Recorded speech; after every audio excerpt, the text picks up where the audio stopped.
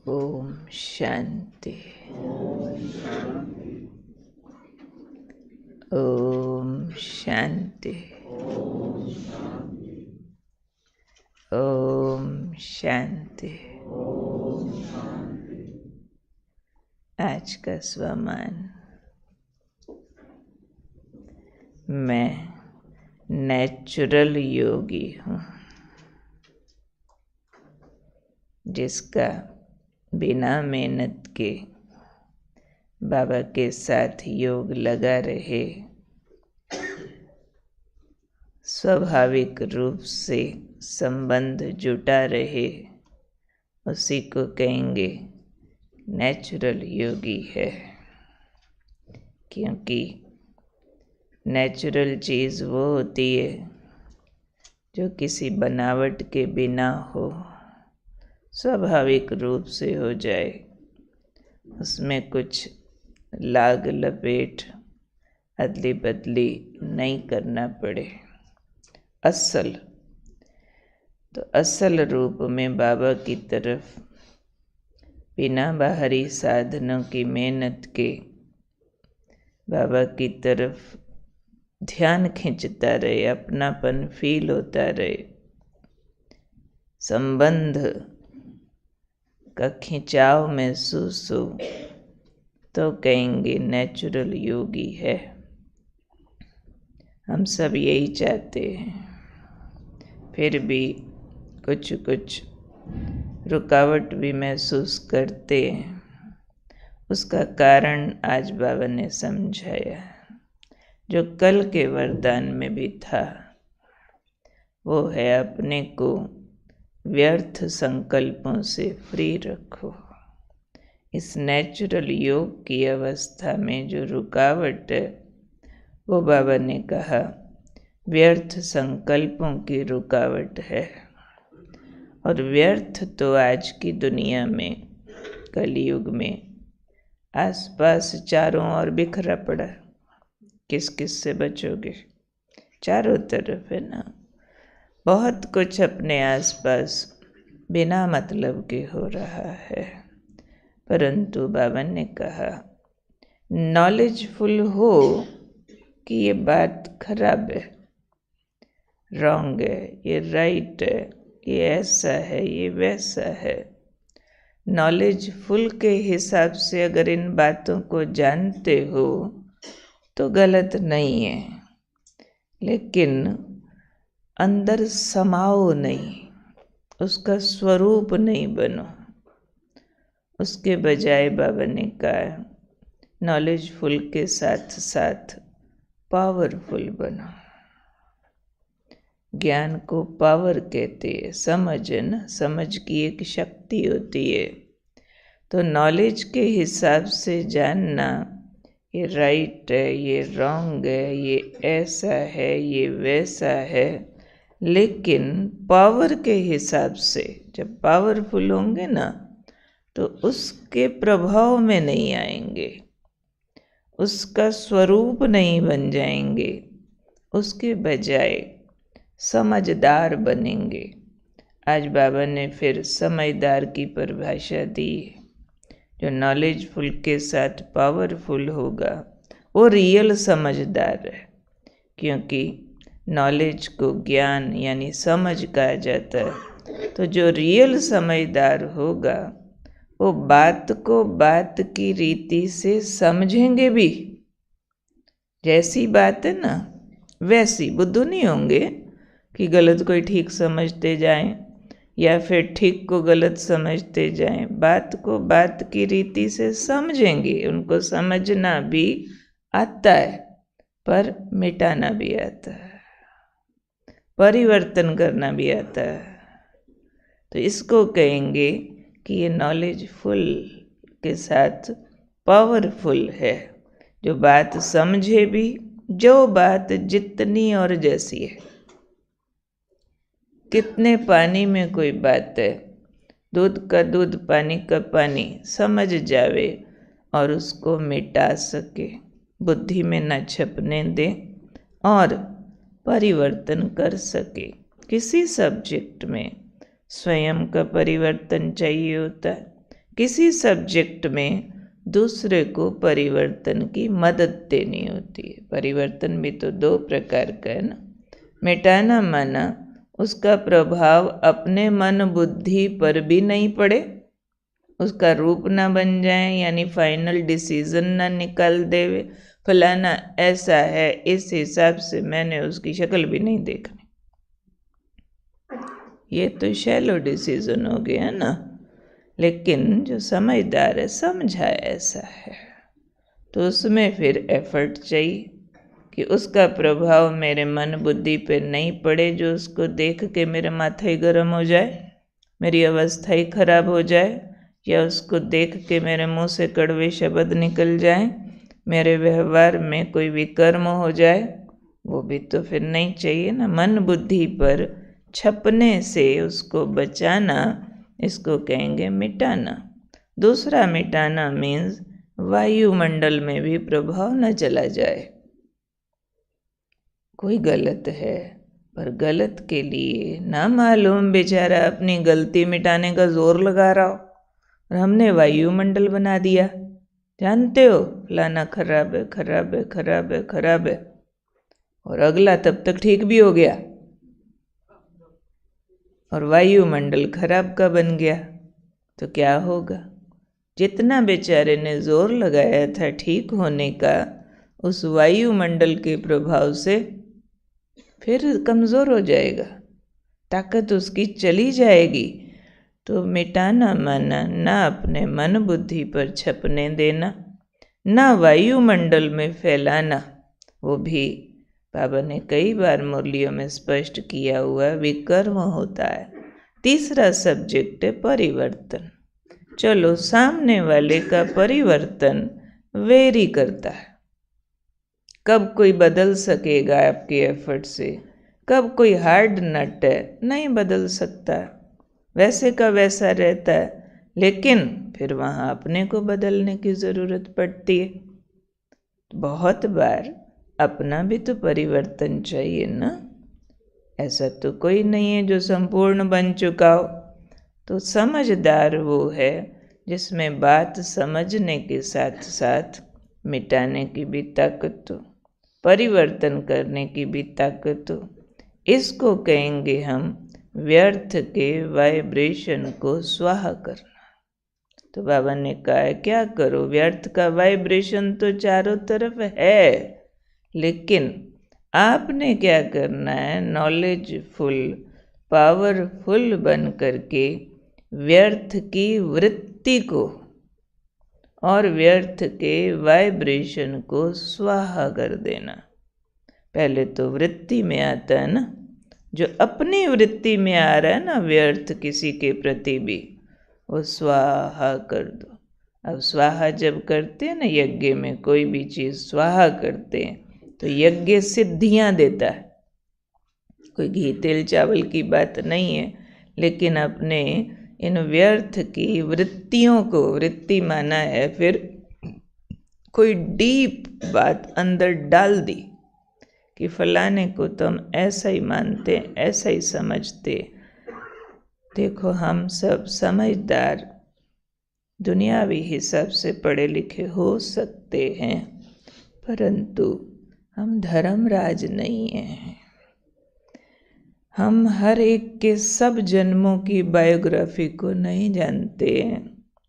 इस जन्म की किसी की एक घटना देखी या सुनी, उससे डिसीजन नहीं बनाना चाहिए, क्योंकि सुनी समझो कोई के बारे में बात, तो सुनाने वाले की भी तो बहुत सारी लिमिटेशंस होती है। उसकी अपनी अंडरस्टैंडिंग, कैचिंग पावर, उस आत्मा के साथ अपना कोई वैर विरोध, अटैचमेंट, कुछ भी हो सकता है ना। उस अनुसार हमको कोई बात सुनाई गई, उसकी अपनी भाव और भावनाएं मिक्स होके, और हमने निर्णय निकाल लिया।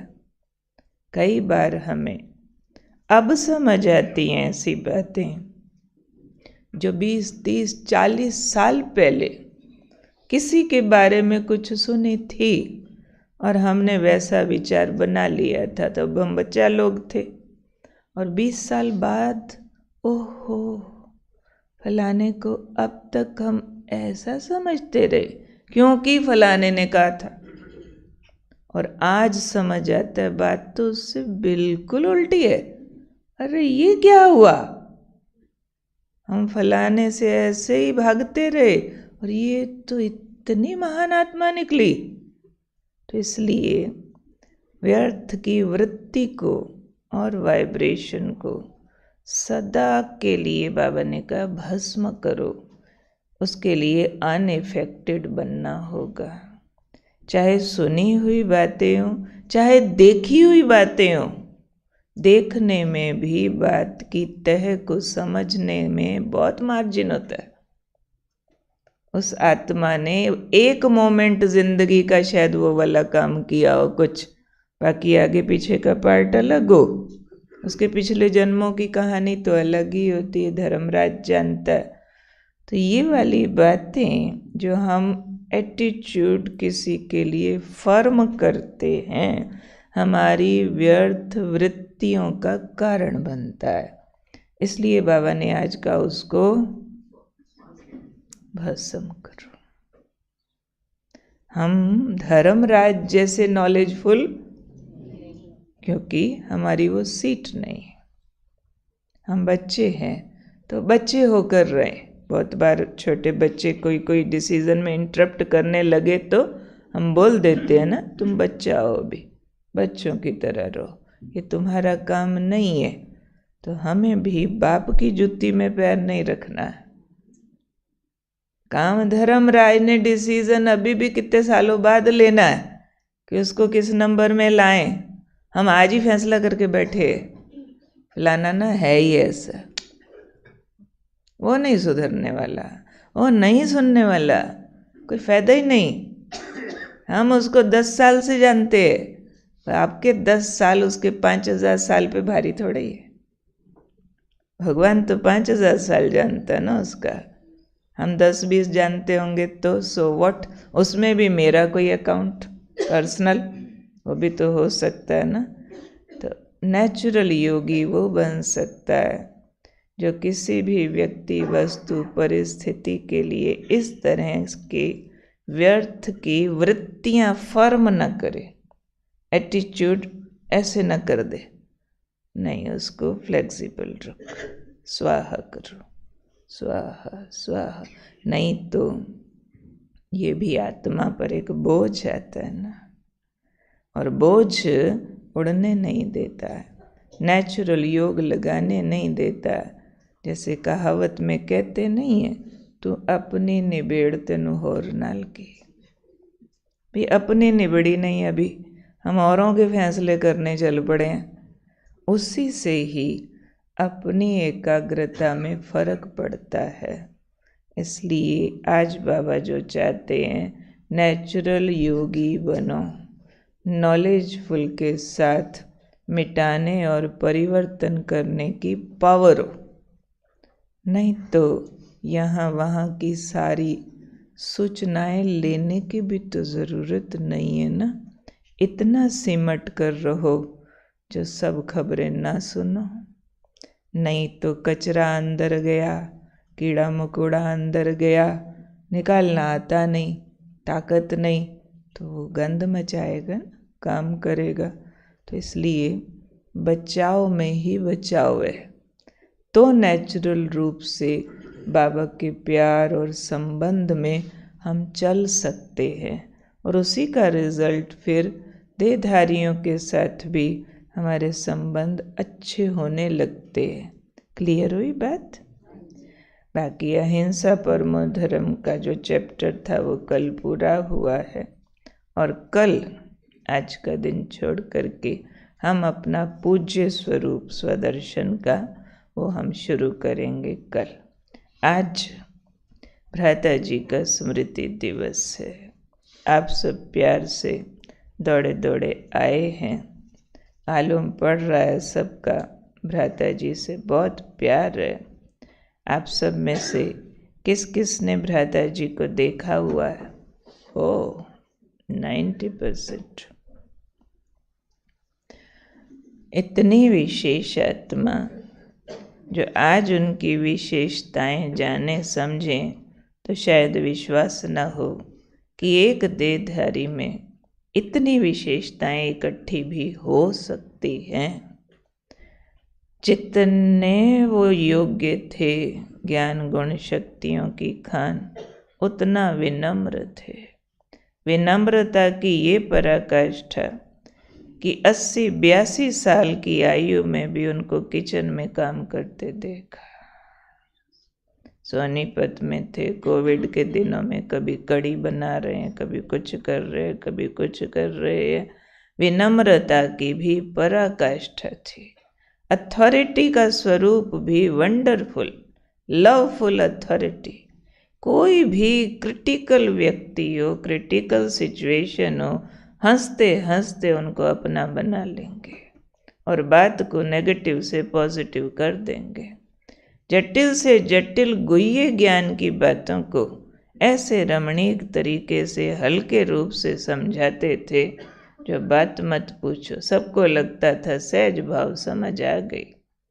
कोविड टाइम में पूरा 1 साल उन्होंने रोज एक क्लास रिकॉर्ड करते थे, नेवर फेलिंग, कभी थके नहीं। इतना ज्ञान दान का शौक उनको। हमने देखा है पंजाब जोन की सारी सेवाएं A to Z दादियों के साथ अमृतसर से लेकर के फिर जितने स्टेट, सब जगह कोई ऐसा छोटे से छोटा गांव भी नहीं होगा पंजाब जोन का जहां भ्राता जी नहीं गए होंगे। सब जगह जाके उमंग बढ़ाना, जोश बढ़ाना, सेवाओं को आगे बढ़ाना। कितना टफ टूर होता है हिमाचल का, कुल्लू मनाली रोहतांग तक भी, जहाँ तक भी मैं समझती हूँ हिमाचल भी हर 1-2 महीने में जाते थे। 6-6, 8-8 घंटा गाड़ियों में कितना झटका लगता है, वहाँ कितना वो सड़कें घूमती है, पहाड़ी सफ़र होता है। आज एक दिन आए हैं, कल दूसरे दिन चल भी पड़ेंगे। बड़ी आयु में भी ये उमंग शरीर को चलाता है। जोश था। 80 साल की आयु में भी कहते थे मुझे तो लगता अभी मैं 19 साल का ही हूँ।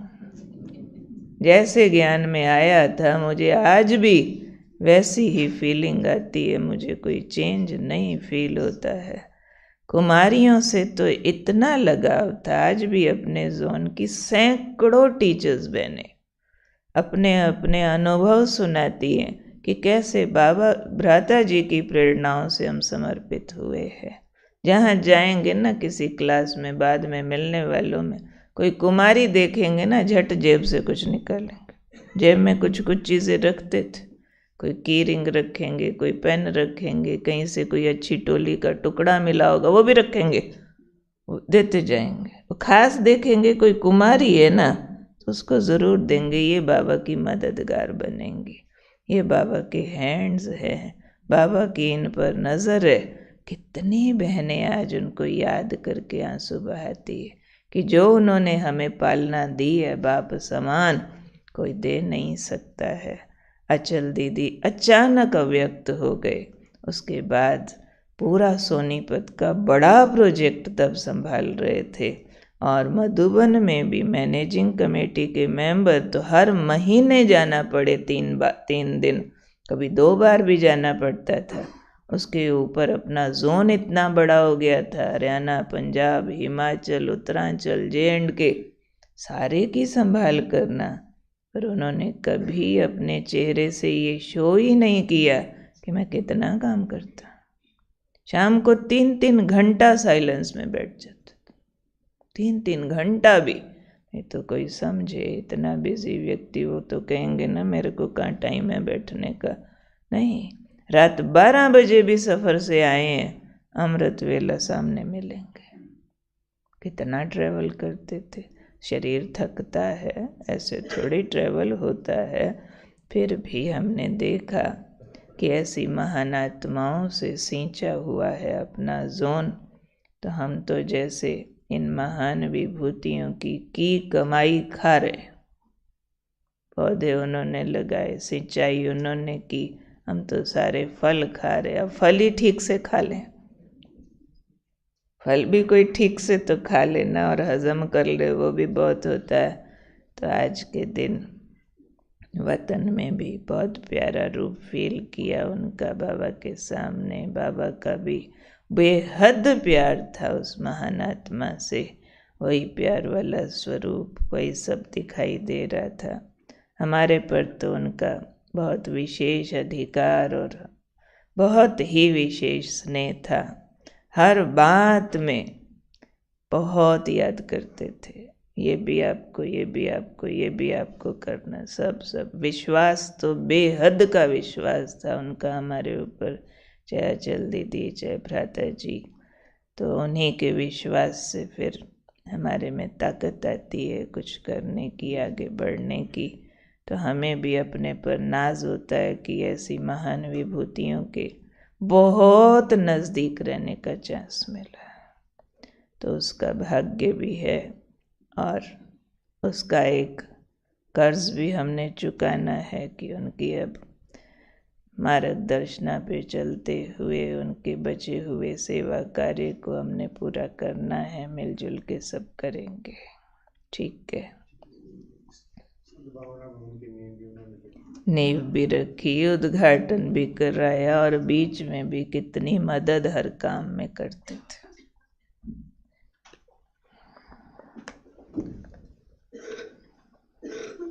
आज की मुरली के प्रश्न लेते हैं।